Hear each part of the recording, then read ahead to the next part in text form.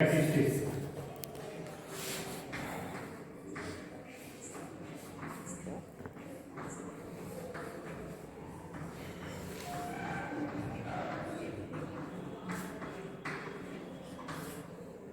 ठीक है, ये स्टैटिस्टिक्स क्या होता है? स्टैटिस्टिक्स क्या होती है?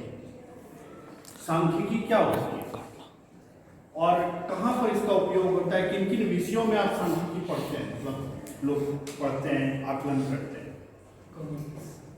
इकोनॉमिक्स और कॉमर्स और हैं ज्योग्राफी में, चलो, और एग्रीकल्चर, सोशियोलॉजी में, एग्रीकल्चर में, मेडिकल साइंस में और बायो में भी। तो बेसिकली जो सांख्यिकी है ये है क्या? सांख्यिकी है आंकड़ों का संग्रहण, कलेक्शन ऑफ डेटा, उनका संकलन के पश्चात प्रोसेसिंग, प्रसंस्करण, जिसमें कि हम कैलकुलेशन वगैरह करते हैं, अलग अलग तरह के कैलकुलेशन करते हैं, टेबुलेट करते हैं, ग्राफिक रिप्रेजेंटेशन देते हैं, सारी चीजें होती हैं। उन सारे प्रोसेसिंग के पश्चात हम उन आंकड़ों का विवेचन करते हैं, वी एनालाइज द डाटा। तो ये सारी की सारी चीजें सांख्यिकी में होती हैं। अब इकोनॉमिक्स में तो सीधा पता है कि भाई हमारी पर कैपिटा इनकम कितनी है, हमारा जीडीपी ग्रोथ कितना है, बाकी सारी चीजें। बायो में क्यों आवश्यकता पड़ती है? बायो में तो हमको डाइजेस्टिव सिस्टम पढ़ना है, रेस्पिरेटरी पढ़ना है, इम्यूनिटी पढ़ना है, घोंगे पढ़ने हैं, इंसेक्टे पढ़ने हैं। इसमें कहाँ स्टैट आता है? या मेडिकल साइंस में कहाँ स्टैट आता है? कभी सोचने की कोशिश की है कि हम बायोलॉजी में स्टैटिस्टिक्स क्यों पढ़ते हैं? व्हाई? सोचा है कभी?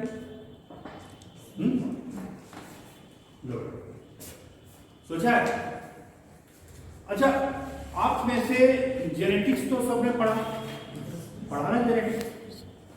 तो जेनेटिक्स में हमने पढ़ा था मेंडल का नियम, पढ़ा। उसमें हमने ये देखा था कि जब प्योर लाइन के लंबे पौधों को और प्योर लाइन के ड्वार्फ बौने पौधों को हमने क्रॉस कराया तो F1 जनरेशन में सारे पौधे लंबे थे। फिर उनकी जब सेल्फ क्रॉसिंग कराई F1 जनरेशन के पौधों की, तो हमें क्या रेशियो मिला था? 3:1। तो ऐसा तो हुआ नहीं होगा कि 3 पौधे लंबे हुए होंगे और 1 पौधा बौना हुआ होगा, ऐसे तो आंकड़ा नहीं आया होगा ना। क्योंकि जब एक्सपेरिमेंट होता है तो बड़े सैंपल पे होता है। उन्होंने 400, 800, 1000 पौधे लगाए होंगे। तो 1000 पौधे में ऐसा तो हुआ नहीं होगा कि 300 पौधे लंबे हो गए एग्जैक्टली और 100 पौधा बौना हो गया। ऐसा एग्जैक्टली तो नहीं हुआ होगा? नहीं हुआ। मान लीजिए कि 290 पौधे लंबे हैं और 105 पौधे बौने हैं, आप उसको 3:1 के रेशियो में मानेंगे या नहीं मानेंगे? मानेंगे। क्यों? अच्छा ठीक है, चलो, अगर 250 हो गए और 125 हो गए तब मानोगे कि नहीं मानोगे? नहीं मानोगे। ऐसा क्यों करोगे? एक में तो गड़बड़ हुई तो मान लिया आपने, दूसरे में नहीं मान रहे आप। गड़बड़ कम थी सर, कम थी गड़बड़। ये अंदाजे से नहीं होता बच्चे, ये अंदाजे से नहीं होता कि आपकी मर्जी पड़े 290 वाले तक वो मान लेंगे भी और 290 से नीचे हुआ तो हम नहीं मानेंगे। ऐसा नहीं होता। It has to be established statistically. सांख्यिकी रूप से इसको हमें स्थापित करना पड़ता है कि 3:1 के रेशियो में है या नहीं है। और बेसिकली जितने भी क्रॉसेस कराते हैं, जितने भी संकरण हम कराते हैं, संकरण के रिजल्ट को जब हम एनालाइज करते हैं, उसमें हम, जैसे कि आपने देखा था, कुछ एपिस्टैसिस होता था, हाइपोस्टैसिस होता था, सप्लीमेंट्री जीन, कॉम्प्लीमेंट्री जीन, तो सब में हमें अलग अलग रेशियो आते थे ना। और हर रेशियो को इस्टेब्लिश करने के लिए हमें कुछ सांख्यिकी गणना करनी होती है, स्टैटिस्टिकल कैलकुलेशन करना होता है। जैसे हम आपको पढ़ाएंगे, आपके कोर्स में भी एक chi-square टेस्ट, वो इस बात को वैलिडेट करता है कि वो जो आंकड़ा है वो 3:1 के रेशियो में है, 9:3:3:1 के रेशियो में, मतलब है या नहीं है। कि हमारे पास आंकड़े रहेंगे कैलकुलेशन करके, गणना करके, एक टेस्ट लगा करके जिसका नाम काय स्क्वायर टेस्ट है, उसको लगा करके हम स्टैब्लिश करेंगे। अब जैसे मेडिकल साइंसेस है, तो मान लीजिए कि कोई डायबिटीज की दवा बनी। अब डायबिटीज की दवा जब बनी तो ऐसा नहीं होगा कि जितने भी पेशेंट को देंगे सब में डायबिटीज का जो शुगर लेवल है वो एक जैसा डाउन नहीं होगा, है ना। होता क्या है इस तरह के एक्सपेरिमेंट में, जिसको हम क्लिनिकल ट्रायल्स कहते हैं, उसमें ये किया जाता है कि 50% पेशेंट ऐसे होते हैं, सारे डायबिटीज वाले सारे रखिए, मतलब 50%, उसमें 25 पेशेंट जो हैं उनको हम प्लेसिबो देते हैं। प्लेसिबो मतलब उसमें कोई दवा नहीं होती, ऐसे ही कोई टैबलेट दे देते हैं। और 25 मिनट ये पेशेंट को पता नहीं होता कि हमने दवा खाई है या नहीं खाई। समझ रहे हो मेरी बात, कि हमें दवा की टैबलेट दी गई है या ऐसे नकली टैबलेट दी गई है, या उनको पता नहीं होता, ठीक है। और 25 पेशेंट को देते हैं वो दवा जिसका कि आप एक्सपेरिमेंट कर रहे हो, जिसका कि ट्रायल चल रहा है, ठीक। तो उसमें से 25 आपके हो जाते हैं कंट्रोल, जिनको आपने कोई दवा नहीं दी। और फिर उनका हम देखते हैं कि दवा देने के बाद ग्लूकोज लेवल ब्लड का कितना डाउन हुआ या नहीं, वही रहा। इन दोनों ग्रुप्स में ग्लूकोज की उनका जो लेवल है ब्लड में, उसको हम देखते हैं कि उसमें कमी आई या नहीं आई, और उनको फिर हम कंपेयर करते हैं। उसको भी आप काय स्क्वायर से, टी टेस्ट है, कई तरह के टेस्ट हैं। कई बार हमें मल्टीपल फैक्टर को कंसिडर करना होता है, तो वहाँ एनालिसिस ऑफ वेरिएंस होता है। तो अलग अलग तरह के मेडिकल साइंस के भी डेटा होते हैं, बायोलॉजी के भी डेटा होते हैं। बायोडाइवर्सिटी, बायोडाइवर्सिटी क्या होती है हिंदी में? जैव विविधता। एक दिए हुए जंगल क्षेत्र में, है ना, एक दिए हुए जंगल क्षेत्र में मान लो 5 लोमड़ियां हैं, 6 गिलहरी है, 8 कबूतर हैं, ऐसे करके, ठीक है। दिए गए जंगल क्षेत्र में हमें अलग अलग तरह के जानवर की गणना हमने कर ली, और उसको हमने कंपेयर किया किसी दूसरे वाइल्ड एरिया से, जो वाइल्ड रिजर्व एरिया से, कि भाई उसमें कितने जानवर हैं, जानवरों की संख्या और कितने प्रकार के जानवर हैं। इन दोनों को फिर हम कैलकुलेशन करते हैं। उसका भी एक इंडेक्स निकलता है जिसको हम सैनन विनर इंडेक्स बोलते हैं, जो हमें पढ़ना है। उसमें और भी इंडेक्स है, सिम्पसन है और दूसरे हैं, सारे पढ़ने होते हैं, ठीक है। तो कुछ चीजें ऐसी हैं, कुछ गणनाएं हमको करनी पड़ती है। बायोलॉजी पढ़ने के टाइम में भी कुछ गणनाएं करनी पड़ती हैं, जिसके कारण कि हमें जैव सांख्यिकी पढ़ना अनिवार्य होता है। बाकी सांख्यिकी के कितने जगह पर एप्लीकेशन है और दूसरी चीजें हैं, ये आपके बुक में दिया हुआ, एक लाइन आप पढ़ लो, 12 आप पढ़ लोगे तो समझ में आ जाएगी। तो आपके यहाँ बेटा मेरा सिलेबस में फिर से एक बार, सबसे पहले क्या है कि concepts and applications of biology, biostatistics की कॉन्सेप्ट्स क्या है। कॉन्सेप्ट मैंने बताया कि हम सांख्यिकी में क्या करते हैं, आंकड़ों को एकत्र करते हैं, कलेक्शन ऑफ डाटा, ठीक है।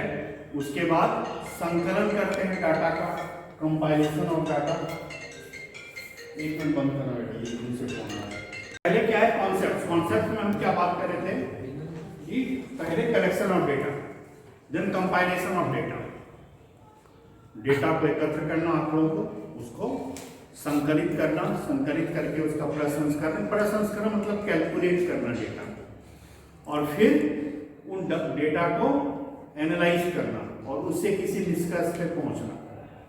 ये 4-5 स्टेप, मतलब क्या कहते हैं वो स्टेप्स होते हैं, किसके 4-5 स्टेप्स होते हैं जैव सांख्यिकी के, जिसमें कि आंकड़ों का मूल्यांकन किया जाता है, और उससे हमें बहुत सारे इंडिकेटर, सूचक प्राप्त होते हैं, इंडेक्सेस प्राप्त होते हैं, कि देश की इकोनॉमी से लेकर के जो ह्यूमन ग्रोथ है, ह्यूमन रेस है, उसके अलावा बायोलॉजी में तो हमने कहा ही आपको, तो बहुत सारे हमें सूचनाएं प्राप्त होती हैं, जो सूचनाएं सामान्य ऑब्जर्वेशन से हमें नहीं मिल सकती। एप्लीकेशन कहाँ कहाँ है, जितना सोचोगे उतना एप्लीकेशन इसके हैं। मैंने बताया अलग अलग विषय में पढ़ाया जाता है, बायोलॉजी में हमने 3-4 एग्जाम्पल दे दिए, और आपके किताब में सारे वो लिस्टेड हैं, उनको आप पढ़ लेना। अब दूसरी चीज जो है वो है दैट इज फ्रीक्वेंसी डिस्ट्रीब्यूशन। आवृत्ति वितरण, है ना? ये नाम सुना है कभी? नहीं सुना। अरे ये 5वीं 6वीं में आपने पढ़ा रखा है भाई, हैं? नहीं पढ़ा रखा। जैसे कि मान लो इस क्लास में 100 बच्चे हैं, एक क्लास में 100 बच्चे हैं। 100 बच्चों में कितने बच्चे हैं जो फर्स्ट डिवीजन वाले हैं, 60% और एबव वाले हैं? कितने बच्चे हैं जो सेकंड डिवीजन मतलब 50% और एबव वाले हैं? कितने बच्चे जो हैं 40% एबव वाले हैं? और कितने बच्चे 40% से नीचे हैं? इसकी आवृत्ति हम निकाल सकते हैं कि नहीं निकाल सकते? यस निकाल सकते हैं ना? निकाल। टोटल बच्चे हैं कितने? 100। ठीक है, तो उसमें आमतौर पर ऐसा होता है कि मान लीजिए कहीं कि हमको आवृत्ति निकालनी है ना? मान लीजिए चलो हम 10 बच्चों का करते हैं, उनके परसेंटेज करते हैं। तो 10 बच्चों में मैं ऐसे टेबल का एक रैंडम ग्राफ है, जैसे वही काम पहले आंकड़ों का कलेक्शन करना होता है। एक रैंडम है कि मैं लिख रहा हूं 59, 60, 62, 55, 52, 31, 37, 39, कितने हो गए? 1 2 3 4 5 6 7 8 9 और 10 बच्चे हैं। उन सब का जो रिजल्ट परसेंटेज है वो ये है, ठीक है? वो कितना है? ये। तो हम ये देखें, अब इसमें क्या होता है कि हम खंडित आंकड़े निकाल सकते हैं। खंडित मतलब आंकड़े जो अलग अलग हैं। जैसे हम एक आंकड़ा कर रहे हैं 40% प्लस, है ना? हालांकि आंकड़े सतत जैसे लग रहे हैं लेकिन 40% प्लस। तो 40% प्लस वाले कितने हैं? सबसे पहले एक मिनट, दूसरा 50% प्लस, तीसरा 60% प्लस। 40% से नीचे भी कोई है क्या? चलो 30% प्लस। मतलब इसमें है कि हम 30% प्लस वाला अलग आ गया, ये खंडित प्रकार के आंकड़े। तो ये 59 किस में आएगा? 50 प्लस। 50 प्लस। इसको सीधा ही हर एक आंकड़े को सीधा लेकर के हम उसमें टैली मार्क लगाना शुरू करते हैं। ये पहले किया हुआ है आपने, है ना? 60%, चलो इसको इसमें डाल देते हैं। 62 इसमें आ जाएगा, 55 इसमें आ जाएगा, 52 इसमें आ जाएगा, 31 इसमें आ जाएगा, 37 भी इसमें आ जाएगा, 39 भी इसमें आ जाएगा, 42 इसमें आएगा और 47 इसमें इसी में। तो अब फ्रीक्वेंसी क्या हुआ? 3 2 3 2। ठीक है ना? निकल गया? और अगर मान लीजिए कि ज्यादा होता, जैसे आमतौर पर जब फ्रीक्वेंसी डिस्ट्रीब्यूशन बनाते हैं तो 5 होता है तो ऐसे कर देते हैं, फिर हम शुरू करते हैं। 8 है तो ऐसे, 9 है तो ऐसे, 10 है तो ऐसे, 11 है तो ऐसे, 12 है तो ऐसे करते हैं। ये किया हुआ है ना आपने? किया हुआ है। मान लीजिए कि हम इसी आंकड़े को, ये तो हुआ जो डिस्क्रीट सीरीज होता है। डिस्क्रीट मतलब अलग अलग खंडों वाले। जैसे कि मान लीजिए कि क्लास में कितने बच्चे नीले कलर की ड्रेस पहन के आए, कितने व्हाइट कलर की आए, कितने रेड कलर की आए, तो इसमें कोई सतत आंकड़ा नहीं बनेगा ना। लाल वाला है तो लाल वाला है, व्हाइट वाला है तो व्हाइट वाला है।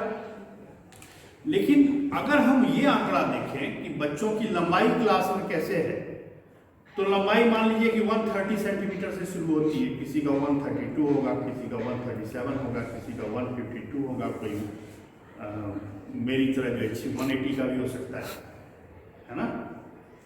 है ना? तो अलग उसमें क्या होगा? उसमें आपको कंटिन्यूअस सीरीज मिलेगा। उसमें आप किसी एक पर्टिकुलर वैल्यू का मान नहीं रख सकते।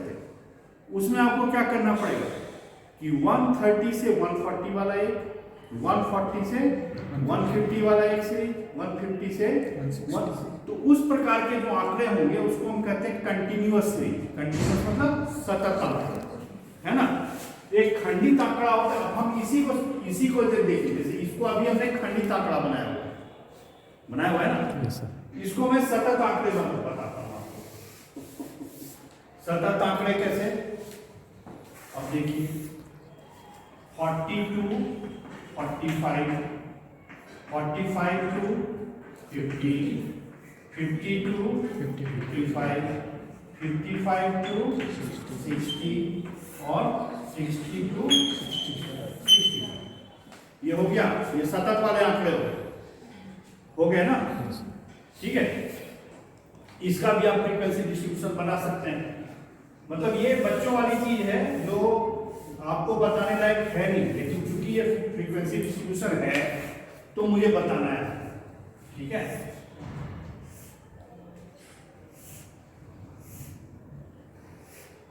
ठीक है। अब 59 किस में आएगा, इसमें आ जाएगा। 60 किस में आ जाएगा, अब लफड़ा हो गया। अब उसमें अब एक होता है जो इसमें भी दो तरह के होते हैं। इसमें एक ओवरलैपिंग होता है, एक नॉन ओवरलैपिंग होता है। जैसे 60 ओवरलैप हो रहा है ना।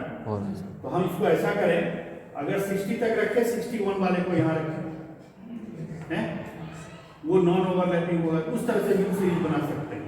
फिलहाल हमने चूंकि वैसा सीरीज नहीं बनाया है तो हम 60 को मान लेते हैं। 60 को अगर हम यहाँ कंसीडर करते हैं तो यहाँ कंसीडर नहीं करेंगे। 62, 55, 52, 31, 30, 35 to 40 करना पड़ेगा, फिर 30 से 35। एक यहाँ हो गया, 37 यहाँ हो गया, 39 यहाँ हो गया, 42 यहाँ हो गया। मतलब कर सकते हैं आप। ठीक है, Yes, sir. समझ में आ गई बात है। और इससे सवाल आएगा भी नहीं मेरे ख्याल से, हैं। चलो, तो फ्रीक्वेंसी डिस्ट्रीब्यूशन आप समझ गए। इस फ्रीक्वेंसी डिस्ट्रीब्यूशन का ग्राफ भी बनता है, आकृतियों का ग्राफ भी बना सकते हैं। अब जो ग्राफिकल रिप्रेजेंटेशन है, जैसे यहां लिखा हुआ है frequency distribution and graphical graph, कितने तरह के देखे हैं आपने। और ग्राफ बनाने से क्या होता है, ग्राफ बनाने का फायदा यह है कि आपको आंकड़ों को पढ़ करके ज्यादा एनालाइज करने की जरूरत नहीं है। ग्राफ से आपको साफ साफ नजर आ जाता है ना। तो किस किस तरह के ग्राफ आपने देखे हैं, सरलरेखा। जैसे एक का नाम है हिस्टोग्राम। क्या नाम है, हिस्टोग्राम। तो हिस्टोग्राम में क्या होता है कि ये बेसिकली, जैसे कि मान लीजिए किसी इस गार्डन में जो पेड़ों की संख्या है, तो मान लीजिए नीम के पेड़ हैं, कुछ पीपल के पेड़ हैं, है ना, कुछ घाक के पेड़ हैं, कुछ खेजड़ी है, कुछ बबूल है। इसकी फ्रीक्वेंसी के आधार पर इसकी हमने हाइट कर दी है ना। Yes sir. जैसे ये किसका पेड़ बताया मैंने, नीम का। और उसके बाद इनके बीच जैसे लाइन बनती है ना, ऐसे ये लाइन डायग्राम भी बन सकता है, वो भी इस प्रकार का जो डायग्राम है इसको हम कहते हैं हिस्टोग्राफी। इसमें हमने बेसिकली जो फ्रीक्वेंसी डिस्ट्रीब्यूशन वाला टेबल होता है उसको जब हम ग्राफिकली रिप्रेजेंट करते हैं तो इस प्रकार का ग्राफ आता है, और वैसे भी हिस्टोग्राम बना सकते हैं। इससे मिलता जुलता एक दूसरा डायग्राम होता है जिसको हम कहते हैं बार डायग्राम। बार डायग्राम मतलब दंड चित्र। अब इसी डाटा को हम थोड़ा सा अलग अलग प्रकार से करते हैं, है ना, अलग अलग प्रकार से करते हैं। तो ये क्या हो गया, बार डायग्राम हो गया। समझ में आ गई बात। फैमिलियर है आप इससे, ज़्यादा डिटेल में बताने की और इसका एक्सरसाइज, हालांकि किताब जब आप देखेंगे तो आपको कुछ एक्सरसाइज भी मिलेगी इसमें। जैसे ये दिया हुआ है, एक जाति की 50 तितलियों की जन्म दर, रेट ऑफ रिप्रोडक्शन के आंकड़े दिए हुए हैं। तो जिनमें रेट है 1 to 10, इसकी 2 फ्रीक्वेंसी है। जैसे ये टेबल है बना हुआ है और उससे ये हिस्टोग्राम बना दिया गया। उसी प्रकार से फैक्ट्री में मजदूरों के रक्त की जांच की गई और रक्त की जांच के पश्चात लाल रक्त कणिकाओं आरबीसी, इसकी आवृत्ति का एक आवृत्ति आयतचित्र बनाइए। तो ये जो फ्रीक्वेंसी डायग्राम होता है, ये नॉर्मली हिस्टोग्राम ही बनाते हैं, ठीक है। फिर दूसरा है कि अगर इसी हिस्टोग्राम में हम इस तरह से ग्राफ बना दें, इसको हम फ्रीक्वेंसी पॉलीगॉन कहते हैं, इसको हम फ्रीक्वेंसी पॉलीगॉन कहते हैं। फिर आता है दंड चित्र। दंड चित्र मतलब कि विभिन्न महीनों में मछलियों द्वारा ऑक्सीजन के उपयोग का एक चित्र बनाया जाता है कि जनवरी में कितना था, फरवरी में कितना था, ऑक्सीजन कंजम्पशन कितना था, इसके हिसाब से। तो ये बार डायग्राम बन गया ना। अब ये बार डायग्राम दोनों तरह से हो सकते हैं, ये खड़े भी हो सकते हैं और यूं भी हो सकते हैं। जैसे हमने बनाया कि ये वर्टिकल है, इसको हॉरिजॉन्टल बार्स में बना सकते हैं, जैसे यहाँ पर बना हुआ है, ठीक है। यहाँ पे क्या है, राजस्थान के जलाशयों में मत्स्य उत्पादन के आंकड़े दिए हुए हैं टन में। तो जैसे सारे जलाशय का है, तो 1990 में 60 था, 92 में 80 है, 94 में 85 है, 96 में 110 है, 1998 में 70 और 2000 में 40 टन है, उसका बना दिया, ठीक है। अब उसी प्रकार से सस्टेनेबल डेवलपमेंट राजस्थान में, उसको हासिल करने के लिए अलग अलग क्षेत्रों में निवेश किया। वो जो निवेश किया गया, तो कम्युनिटी और एग्रीकल्चर में मान लीजिए 410 लाख रुपए थे, इरिगेशन पावर प्रोजेक्ट में 270 लाख थे, ट्रांसपोर्ट कम्युनिकेशन में 150 लाख था, इंडस्ट्रीज में 120 लाख था, पॉल्यूशन कंट्रोल में 40 लाख था, सोशल अपलिफ्टमेंट प्रोजेक्ट उसमें था 480। ये बन गया। सो ये तो नॉर्मल सिंगल वाला बार डायग्राम है। एक डबल बार भी होता है। वो डबल बार क्या होता है कि जब मिलते जुलते पैरामीटर्स के आंकड़े हो, जैसे हम बीएससी 3rd ईयर के बच्चों का हम हीमेटोलॉजी कराएं, रक्त जांच कराएं, ठीक है, और उसमें एक पैरामीटर है आरबीसी का और दूसरा पैरामीटर है हीमोग्लोबिन का। आरबीसी काउंट एंड हीमोग्लोबिन, आपको पता है कि अगर आरबीसी काउंट ज्यादा है तो हीमोग्लोबिन भी ऑब्वियसली ज्यादा होगा, नहीं होगा ना। तो उसमें ये है कि जो एवरेज बच्चों का, तो उसमें हम हर साल का निकालने, मतलब 10 साल के का हम आंकड़ा निकालें। हालांकि इसको आप उसमें ही बना सकते हैं, लेकिन 10 साल का हम आंकड़ा निकालते हैं। सपोज करिए अभी कौन सा साल चल रहा है, 19। तो चलिए 19 मान में रखते हैं, 2018, 2017, 2016 और 2015, ठीक है ना। अब 15 में जो average BSc 3rd year bio के बच्चों का जो एवरेज आरबीसी काउंट था, वो मान लीजिए कि 5 लाख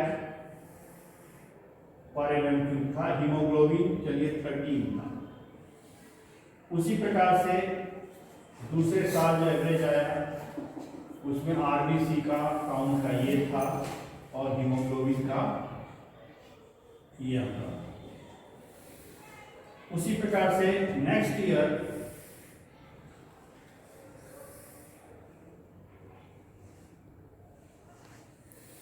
जैसे हम एग्रीकल्चर उसी जैसे इसके ये क्या है, this is the data of RBC count and this is the data of haemoglobin percentage, नहीं?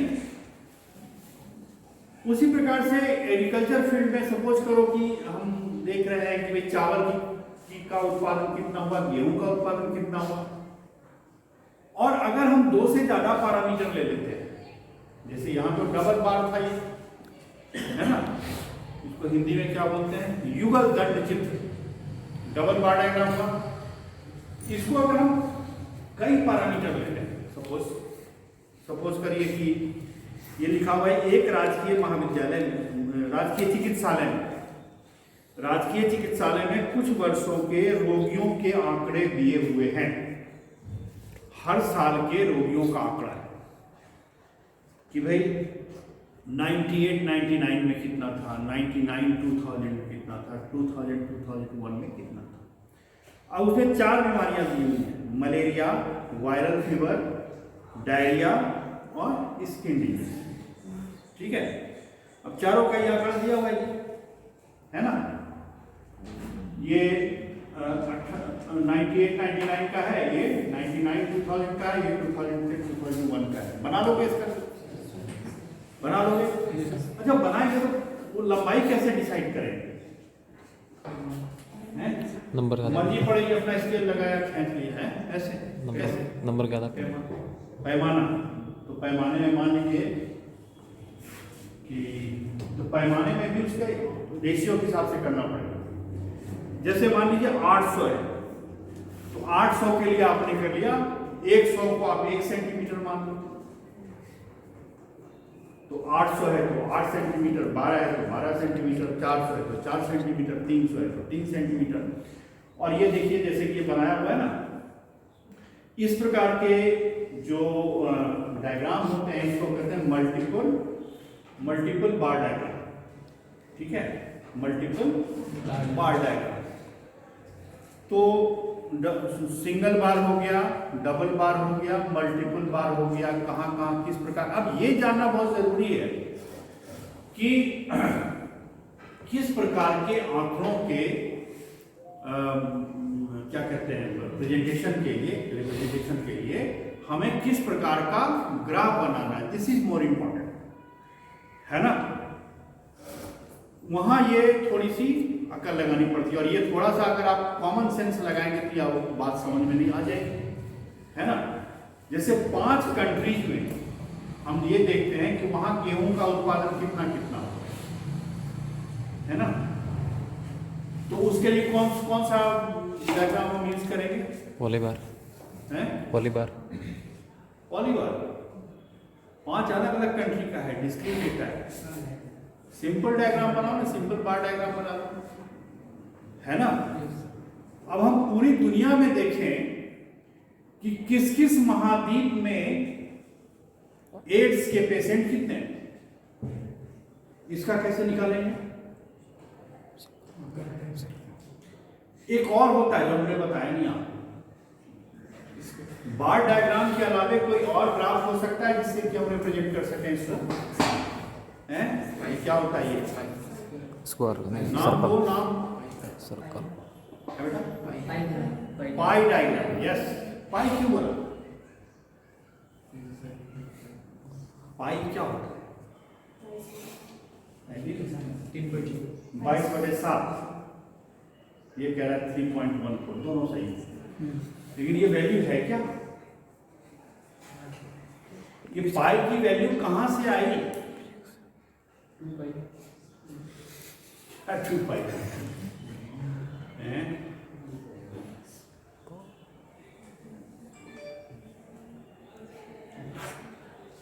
ये रेशियो होता है परिधि और रेडियस के बीच, ठीक है, इसीलिए जहां वृत्त होगा वही पाई है। तो पाई डायग्राम से बना सकते हैं, वेरी गुड। अच्छा, मान लो कुछ आंकड़े ऐसे हैं कि अब हम अलग अलग देशों की जनसंख्या की है ना, तो भारत की जनसंख्या कितनी है? 132 करोड़, 135 करोड़, 130 करोड़। और म्यांमार की कितनी होगी? या चलो श्रीलंका की कितनी होगी? 5 से 10 करोड़ होगी। अब 130 का बार कहां जाएगा और उसका कहां जाएगा? उसमें आप बना नहीं सकते। तो फिर या तो दो तरीके हैं, अगर आपको कहे कि नहीं आपको बार डायग्राम छोड़ के कुछ बनाना ही नहीं है, तो इस कंडीशन में बार को आप ब्रेक कर सकते हैं। ठीक है, बार को आप ऐसे ब्रेक करके दिखा सकते हैं और यहाँ 130 लिखिए, बाकी जो नॉर्मल वाले हैं नॉर्मल वाले। या फिर मान लीजिए कि उसमें हम एक चीज और कर सकते हैं, उसमें हम पिक्टोग्राम बना सकते हैं। क्या बना सकते हैं? पिक्टोग्राम मतलब पिक्चर डायग्राम नहीं। जैसे कि हम करेंगे इंडिया में हम क्या करेंगे कि 1 करोड़ के लिए इस तरह से एक आदमी बना देंगे, 2 करोड़ के लिए हम 2 आदमी बना देंगे, 130 करोड़ के लिए 130 बना देंगे, या 10 करोड़ के लिए एक बनाएंगे तो 13 बनाने पड़ेंगे, है ना। और जिसका 10 करोड़ है तो एक ही बनाने से काम चल जाएगा। तो पिक्टोग्राम में क्या होता है कि वहां ये झमेले झमेले से आप बच जाते हो। खास तौर से दूसरी बात की, जैसे पिक्टोग्राम देखने में बड़ा अच्छा लगता है नहीं। अब अभी होंडा वाले स्कूटर बना रहे हैं, या ये सुजुकी कौन बना रहे हैं, टीवीएस वाले स्कूटर बना रहे हैं। तो वो क्या करेंगे कि हर साल अपने स्कूटर का प्रोडक्शन और उसके करने के लिए क्या करेंगे, सिंपल बार बनाने के बजाय क्या करेंगे, स्कूटर के डायग्राम से बना देंगे नहीं। तो इंडिया का होगा तो दूसरे बनाने हैं कि हम उतने स्कूटर बना देगा टीवीएस वाला। अगर मार्केटिंग और सेल्स पे कोई रिसर्च कर रहा है कि 2 व्हीलर्स की बिक्री कितनी हुई, तो वो क्या करेगा, उस तरह के पिक्टोग्राम बना देगा। हाँ, बात चल रही थी किसकी, पाई डायग्राम की। कैसे बनाओगे भाई? एक पाई डायग्राम का हम एक्सरसाइज देते हैं, आप बना के बताओ मुझे। चलिए, ये लिखिए एक सवाल, आपने कितनी पढ़ाई की मुझे लिखिए, और इसका आप पाई डायग्राम बनाओ मुझे। राजकीय चिकित्सालय भरतपुर में पंजीकृत विभिन्न प्रकार के रोगियों की संख्या निम्नानुसार है। लिखा?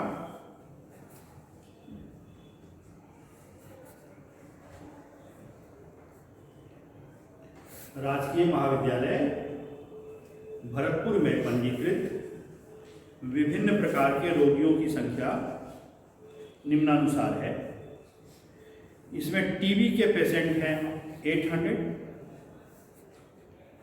ठीक है। हेपेटाइटिस बी के हैं 540, एड्स के हैं 80, और ये मल्टीपल मायलोमा, इसको आप कैंसर रखिए, ठीक है। ये है 150। अब इसका आपको पाई डायग्राम बनाना है। कैसे बनाओगे और किस किस को आता है, किस किस को आता है? ये मैंने बताया नहीं, लेकिन मुझे ये लग रहा है कि आपको ये कर सकते हो आप। तो बताओ कैसे करोगे? क्या हुआ? हिम्मत? डिग्री का था, डिग्री का था वो सर। इतनी देर में बताते फिर भी रह जाता है यूं। ट्यूबरकुलोसिस 800, हेपेटाइटिस बी 540, एड्स 80 और मल्टीपल मायलोमा या कैंसर 150, ठीक है। अब बताइए कैसे करेंगे? डिग्री के अनुसार सर, मैं डिग्री में डिवाइड करके 360 डिग्री से सर। टोटल एंगल होता है 360 होता है टोटल एंगल। हाँ बताओ, दूसरा किसी को आता है? सर इसका रेशियो निकालो। कैसे रेशियो निकालोगे बच्चे? रेशियो निकाल के क्या करोगे? यूबी से परसेंटेज के ऊपर सबसे पहले तो हम टोटल करें इसका टोटल कितना आ रहा है मैं बता देता हूँ आपको। That is 1570। इसका टोटल कितना आ रहा है? तो 1570 का कितना परसेंटेज है? 800। कैसे निकालेंगे है जी? 500 डिवाइड होता है 500 डिवाइड होता है। अच्छा उसको छोड़ो, टोटल एक वृत्त में कितनी डिग्री ये बता रहा था। एक सर्किल में टोटल कितनी डिग्री होती है? 360। 360। सिंपल सी कहानी है भाई कि जैसे मान लो हमको टीबी वाले, हमें क्या करना है, अलग अलग जो बीमारियां हैं उसके लिए अलग अलग एक एंगुलर मतलब एंगुलर डिस्टेंस, यही तो करना है ना उसके परिधि पे एंगल। हमारे पास वो प्रोटेक्टर होता है चांद जैसा जो होता है बना हुआ है, तो उससे हम उनको एंगल देख करके और एंगल ही खींचना होता है। कितनी कितनी एंगल करेंगे, तो सिंपल सा है, टोटल कितना है 1570 1570। तो 800 डिवाइड बाय बटे 1570 1570 इंटू गुना 360 360 कितनी डिग्री आएगी, कितने डिग्री का उसमें बना। दूसरा कितना है 540 डिवाइडेड बाय 1570 गुना 360। तीसरा है 80 1570 इंटू 360। लास्ट वाला कितना है 150 इंटू 1570 इंटू 360। ठीक है ना, इससे हमें डिग्री पता चल जाएगी और ये टोटल 360 हो जाएगा।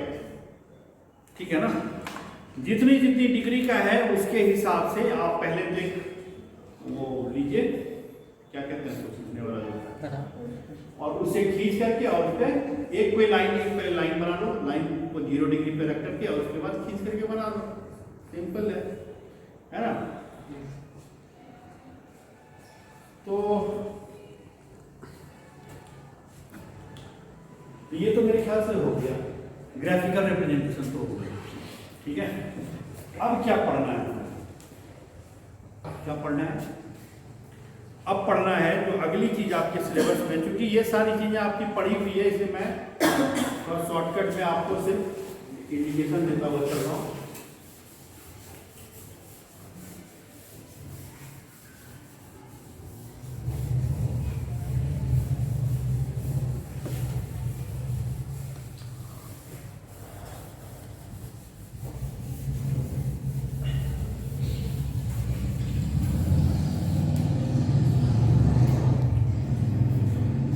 अब है मीन, मीडियन एंड मोड। ये किया हुआ है, क्या हुआ है, किया है। अब मुझे ये बताइए फर्क क्या है। तीनों ही जो पैरामीटर्स हैं, कैलकुलेशन पैरामीटर्स, ये बेसिकली किसी भी आंकड़े का जो सेंट्रल टेंडेंसी है, सेंट्रल टेंडेंसी मतलब कि अगर मान लीजिए कि क्लास में 100 बच्चे हैं और जोलॉजी के पेपर में जो एवरेज स्कोर है गवर्नमेंट कॉलेज सिरोही का वो 78%, दूसरी तरफ गवर्नमेंट कॉलेज आबू रोड है, वहां मान लो 65%, तो हमें क्या पता चलता है, यहाँ के बच्चों ने उस पेपर में बेटर स्कोर किया। ठीक है, 10 मिनट। क्या कह रहा था मैं, क्या कह रहा था, स्कोर आउट। एक तो ये चीज होती है, और इसी प्रकार की प्रवृत्ति, मतलब ये हमें प्रवृत्ति बताती है भाई जो एवरेज स्कोरिंग है बच्चों का क्या है। जैसे हम अगर उसका मीन निकालते हैं, सारे बच्चों का परसेंटेज का मीन निकाल लें, तो मीन निकालने से तो हमें एक सेंट्रल टेंडेंसी पता हो रही है ना। फिर हमने मीडियन क्यों निकाला, मीडियन वो होती है वैल्यू जो बिल्कुल बीच वाली होती है। अगर सारे बच्चों का परसेंटेज आप एक साथ ऊपर से नीचे लिख दें, जैसे किसी के अगर 37 आए तो 37 से शुरू करते हो, मान लो किसी के 100% आए हैं, सबके लिख दें बिल्कुल बीच वाले वैल्यू पे, 50 51 पे जो 100 है ना, तो 100 में से 50 और 51 के बीच का जो वैल्यू है वो परसेंटेज हम लेंगे तो हमें मीडियन मिलेगा। और मोड क्या होता है, मोड बेसिकली, मोड का मतलब होता है फैशन, और मोड का जो यूज होता है आमतौर पर मार्केटिंग रिसर्च में या रीडरशिप सर्वे में या किसी जन सर्वेक्षण में, वहां पे होता है। समझ में आई बात, कि जैसे किस ब्रांड की कॉफी लोग ज्यादा पसंद करते हैं? कौन सा अखबार ज्यादा पढ़ना लोग पसंद करते हैं? टीवी का कौन सा न्यूज चैनल लोग देखना ज्यादा पसंद करते हैं? जो आता है ना, जो कहते हैं टीआरपी है, तो टीआरपी वगैरह का जो गणना होती है ना, वो सब मोड से होती है। जैसे चुनाव पूर्व सर्वेक्षण आते हैं, प्री पोल, कुछ डाटा आता है ना, सर्वे, एक प्रोजेक्शन, ओपिनियन पोल, तो वो सारी चीजें वहां पर मोड का यूज होता है। ठीक है। और इसके बारे में बड़ी इंटरेस्टिंग सी एक कहानी है कि हर जगह आप एवरेज लगा करके आंकड़ों की सही पहचान नहीं कर सकते। कैसे? तो एक बार एक आदमी था, वो अपने परिवार के साथ कहीं जा रहा था और बीच में पड़ी नदी। आदमी मैथमेटिशियन था। उसने क्या किया कि अपने सारे परिवार वालों के हाइट नापी उसने। तो हाइट मिला, आई जो वो आई करीब करीब 4 फीट के आसपास। ठीक है। फिर उसने पानी की हाइट नापी कि पानी जो है, पानी की एवरेज हाइट नापी कि पानी कहीं जहाँ ज्यादा गहरा है, कहाँ कम गहरा है, वो नापा। उसका एवरेज निकल गया 3.5। कहा तो बड़ा मजा आ गया, है ना। कहा चलो चलो चलो, कोई डूबने वाला नहीं है। फिर क्या हुआ होगा? सब डूब गए सर। क्योंकि अगर 3.5 था तो कहीं पानी की गहराई 4.5-5 फीट तो भी तो होगी। और अगर 4 फीट एवरेज आया है तो कोई परिवार का सदस्य 3 फीट वाला भी होगा कि नहीं होगा? 3 फीट वाला 5 फीट गहरे पानी में जाएगा, डूबेगा नहीं डूबेगा? आधी जनता तो पीछे रह जाएगी नहीं। तो इसीलिए जो सेंट्रल टेंडेंसी के आंकड़े होते हैं, इसमें हमें ये बहुत जुडिशियसली ये देखना होता है कि हम इसमें से मीन लगाएं, मीडियन लगाएं या मोड लगाएं। तो मीन कुछ नहीं है। मीन जिसको हम कहते हैं औसत, सबको जोड़ लो और जितनी संख्या थी उससे भाग दे दो। ठीक है। तो आप में से किस किस के किताब में, किस किस के पास वो किताब है जिसमें कि अभी भी मीन मीडियन मोड है? आपने स्कूल में या कभी पढ़ा होगा ना भाई? इसको देख के आना। इसको मैं 10 मिनट में कल खत्म करूंगा, तीनों, आधे घंटे में। पूरी क्लास नहीं लगानी इसमें। समझ रहे हो मेरी बात? इस 3rd ईयर के बच्चों को नहीं है कि मतलब इस तरह से बताया। तो ये करके आना और कल अपन तीनों खत्म कर देंगे। उसके बाद फिर आगे जो आपके शायद है स्टैंडर्ड एरर है, स्टैंडर्ड डेविएशन, स्टैंडर्ड डेविएशन और स्टैंडर्ड एरर, हम इस पे इसको पढ़ेंगे। और उसके बाद फिर कोरिलेशन, टी टेस्ट वगैरह पढ़ना। तो ये थोड़ा सा पढ़ के आएंगे तो मेरे लिए सुविधा हो जाएगी। ठीक है। इसको पढ़ के आना। ठीक है। आज यही खत्म करते हैं।